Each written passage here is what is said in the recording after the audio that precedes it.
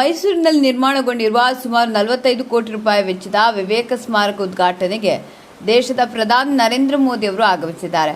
ವಿಶೇಷ ವಿಮಾನದ ಮೂಲಕ ಮೈಸೂರಿಗೆ ಆಗಮಿಸಿದ ಪ್ರಧಾನಿ ಓವಲ್ ಮೈದಾನದಿಂದ ರಸ್ತೆ ಮಾರ್ಗವಾಗಿ ನಾರಾಯಣಶಾಸ್ತ್ರಿ ರಸ್ತೆಯಲ್ಲಿರುವ ವಿವೇಕ ಸ್ಮಾರಕದತ್ತ ಪ್ರಯಾಣ ಬೆಳೆಸಿದ್ದಾರೆ.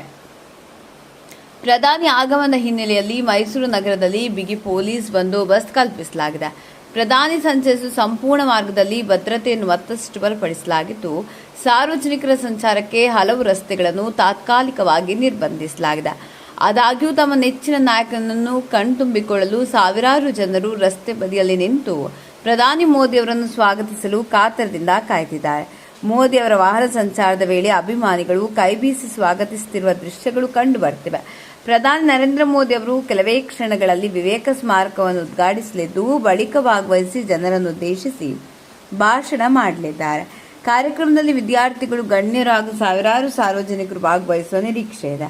ಪ್ರಧಾನಿಯವರನ್ನು ರಾಜ್ಯದ ಪ್ರಮುಖ ನಾಯಕರು ಹಾಗೂ ಗಣ್ಯರು ಆತ್ಮೀಯವಾಗಿ ಸ್ವಾಗತಿಸಿದ್ದಾರೆ. ಭದ್ರತಾ ದೃಷ್ಟಿಯಿಂದ ಪೊಲೀಸ್ ಇಲಾಖೆ ಯಾವುದೇ ಲೋಪವಾಗದಂತೆ ಕಟ್ಟುನಿಟ್ಟಿನ ಕ್ರಮವನ್ನು ಕೈಗೊಂಡಿದೆ. ಸುದ್ದಿಗಳಿಗಾಗಿ ಸಂಪರ್ಕಿಸಿ ವಿಶ್ವದೃಷ್ಟಿ ಕನ್ನಡ ನ್ಯೂಸ್ 24x7.